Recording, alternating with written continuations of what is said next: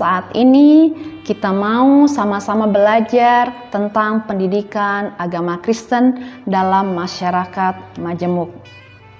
Sebelum lebih dalam kita belajar, saya ingin bertanya kepada teman-teman semua. Tentunya saya sangat yakin dan percaya bahwa Anda bisa menjawabnya dengan benar 100%. Saudara dan saya pasti sudah mengenal apa yang menjadi semboyan bangsa kita Indonesia. Iya, benar sekali. Bhinneka Tunggal Ika. Berbeda-beda tetapi tetap satu. Nah, semboyan ini sangat penting untuk mengikat tali persatuan dan kesatuan bangsa Indonesia dalam masyarakat Majemuk yang memiliki keberagaman suku, bangsa, budaya, bahasa daerah, agama dan kepercayaan, ras maupun antar golongan. Negara Republik Indonesia merupakan negara dengan wilayah yang sangat luas dan berbentuk pulau-pulau dari Sabang sampai Merauke. Banyaknya pulau tersebut tentu memunculkan keragaman budaya, keragaman bahasa maupun keragaman tradisi, sehingga diperlukan wadah yang dapat merangkul semua perbedaan yang ada. Salah satu wadah tersebut adalah Bhinneka Tunggal Ika. Sehingga sebagai anak bangsa, saya dan saudara harus menjaga dan merawat semboyan Bhinneka Tunggal Ika dalam kehidupan sehari-hari tentunya. Sifat universal dan menyeluruh ini dapat menjaga persatuan dan keanekaragaman. Perbedaan di masyarakat seharusnya tidak menjadi masalah yang dibesar-besarkan. Perbedaan yang ada harus dicari titik temunya dan dibuat kesepakatan bersama. Penerapan semboyan Bhinneka Tunggal Ika dalam kehidupan sehari-hari. Misalnya, jika ada teman yang memiliki perbedaan pendapat, saudara dan saya tidak boleh memaksa kehendaknya atau kehendak kita harus sama dengan pendapat kita. Bersikap baik dengan sesama, tidak saling mengejek jika terdapat perbedaan. Saling menghormati dan saling menghargai agama atau kepercayaan orang lain. Lalu memberikan kesempatan orang lain untuk beribadah sesuai dengan agama dan kepercayaannya masing-masing. Saling membantu antar sesama tanpa memandang perbedaan satu sama lain. Bekerja sama dengan baik dalam menyelesaikan suatu permasalahan. Keragaman Indonesia bukan hanya sekedar menjadi sebuah kekuatan bangsa, tetapi juga menjadi sebuah identitas bangsa Indonesia.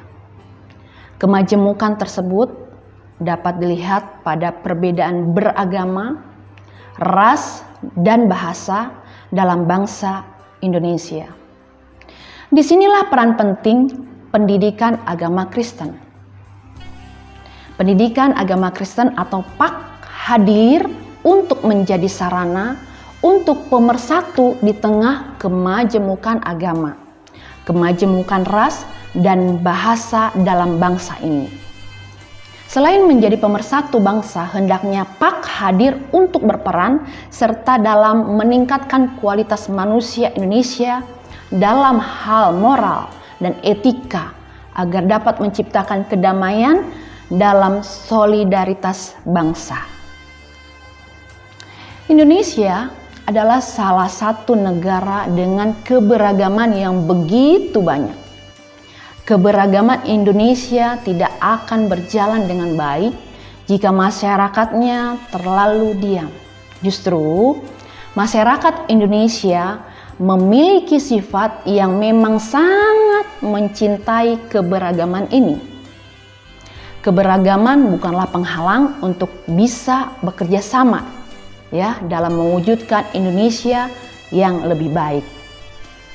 Pendidikan agama Kristen yang dilaksanakan di sekolah ataupun di keluarga dan di dalam masyarakat sangatlah penting Artinya dalam menegakkan dan mewujudkan masyarakat yang damai sejahtera dan tentram. Dalam realita kehidupan, masyarakat masih banyak persoalan yang muncul dengan berbagai konflik yang terjadi yang seringkali dikaitkan dengan masalah agama. Pendidikan agama Kristen hadir dan dihadirkan di tengah masyarakat adalah untuk melaksanakan amanat agung sebagaimana dalam firman Allah. Kehadiran PAK juga dapat menjadi alat pembentuk dan pemersatu bangsa di tengah masyarakat majemuk yang berbeda agama, berbeda suku, berbeda ras, berbeda golongan dan sebagainya. Selain itu, kehadiran PAK dapat berperan serta untuk meningkatkan kualitas manusia Indonesia. PAK harus terus-menerus berkembang seiring dengan kemajuan zaman, memampukan manusia agar sadar terhadap iptek, kreatif, inovatif, serta memiliki solidaritas tinggi, peka terhadap konteks pendidikan nasional, pergumulan bangsa, dan menjawab kebutuhan orang percaya.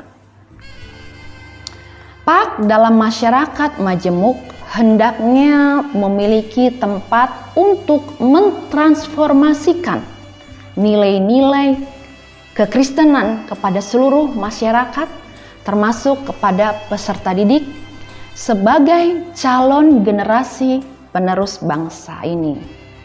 Agar apa? Agar berakhlak mulia dan berkarakter Kristus, dapat menempatkan iman percayanya di tengah-tengah masyarakat yang majemuk ini, untuk tidak menilai kekurangan yang lain, tetapi dapat menempatkan nilai-nilai kekristenan dalam kehidupan yang nyata. Tentunya berdasarkan kebenaran firman Allah. Memahami Kristus adalah hamba yang menyelamatkan. Peserta didik memiliki pemahaman yang benar tentang karya penyelamatan dalam Kristus. Orang yang diselamatkan pasti akan meneladani hidup Sang Juru Selamat, yaitu Kristus. Peserta didik dapat menempatkan diri menjadi orang yang rela untuk mengalah dan tidak menjelekkan keberadaan orang lain. PAK dalam masyarakat majemuk sangat memungkinkan untuk ikut serta dalam mencerdaskan kehidupan bangsa dan meningkatkan kerukunan antar umat beragama dalam berbangsa dan bernegara. Lalu menempatkan nilai-nilai kekristenan menjadi tali pengikat kerukunan antar umat beragama. Bangsa Indonesia menjadi kuat dan damai. Di tengah situasi pandemi COVID-19 yang sudah berlalu, yang mewabah di Indonesia khususnya, seperti itulah menjadikan momen untuk masyarakat Indonesia bisa saling membantu satu sama lainnya tanpa memandang suku, tanpa memandang agama, ras, dan antar golongan. Tentunya banyak sekali cara yang bisa dilakukan untuk menjalin keberagaman tersebut agar tetap ada. 4 tips yang buat saya adalah ajakan untuk kita bersama-sama menjaga keberagaman di Indonesia agar semakin menjadikan Indonesia sebagai negara maju di masa depan. Yang pertama, mari kita saling menghargai. Hal utama yang paling penting untuk bisa dilakukan yaitu dengan saling menghargai. Dengan saling menghargai, maka akan memberikan manfaat yang baik, serta tidak terjadi permasalahan yang memang tidak diperlukan. Tidak ada manfaat dari permasalahan yang terjadi. Sebaliknya, jika saling menghargai satu sama lain, maka akan sangat bermanfaat.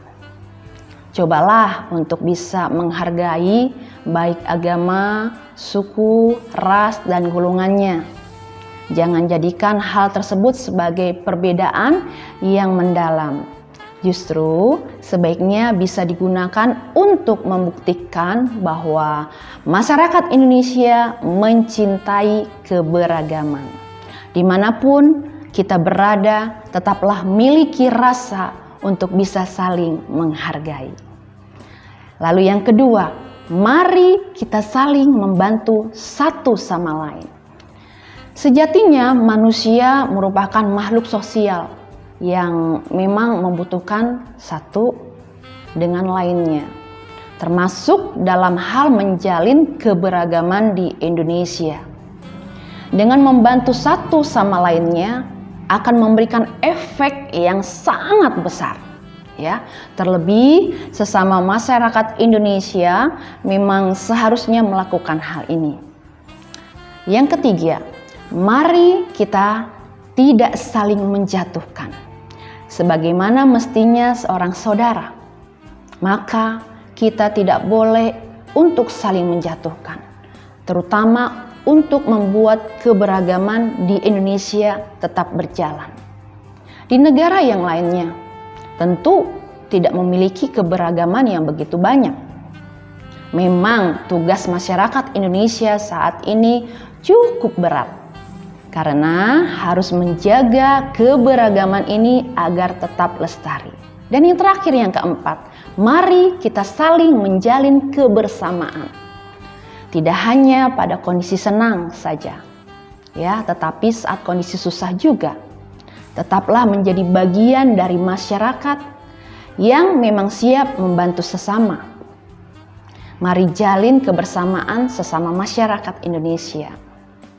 Jangan sampai keberagaman ini hilang karena tidak ada jalinan kebersamaan satu sama lainnya.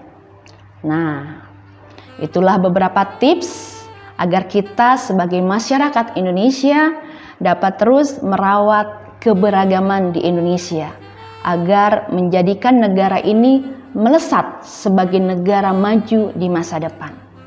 Keempat tips tersebut saya simpulkan menjadi satu kata, yaitu kasih. Di dalam Alkitab, kasih itu sabar, kasih itu murah hati. Ia tidak cemburu, kasih tidak memegahkan diri, kasih tidak sombong, kasih tidak melakukan yang tidak sopan, dan tidak mencari keuntungan diri sendiri. Kasih tidak pemarah dan tidak menyimpan kesalahan orang lain. Mengapa kita harus hidup di dalam kasih? Karena kasih merupakan perasaan yang dimiliki oleh setiap manusia yang ditunjukkan melalui perbuatan kita kepada orang lain. Kasih adalah bukti memberi. Melalui kasih kita dapat menciptakan hubungan yang harmonis antara diri sendiri dengan Tuhan, dengan keluarga, dengan teman, dan juga orang-orang di sekitar kita dan masyarakat luas. Karena kasihnya, Dia rela mengutus anaknya ke dunia ini. Rela mati untuk menghapus segala dosa kita. Makna kasih yang sesungguhnya itu bagaimana kita memberi yang terbaik kepada orang lain. Kasih adalah suatu perasaan, tapi kasih ini beda dengan cinta. Kasih lebih bersifat rasa peduli yang besar dalam hidup seseorang kepada orang lain tanpa meminta balasan atau imbalan atas apa yang sudah dilakukan untuk orang lain yang kita kasihi tentunya. Jadi, sekalipun kita punya segala sesuatu dan dapat melakukan segala sesuatu yang dapat diterima oleh siapapun, tapi kalau kita tidak punya kasih, maka tidak ada artinya sama sekali. Apalah artinya kita mengasihi orang yang mengasihi kita? Orang duniawi juga melakukan hal yang sama, bukan? Ya, kasih tidak hanya ditunjukkan dengan kata-kata saja, saudara, tetapi dengan perbuatan yang nyata. Kapan lagi, saudara, mulailah dari sekarang. Siapa kita? Indonesia tetap semangat.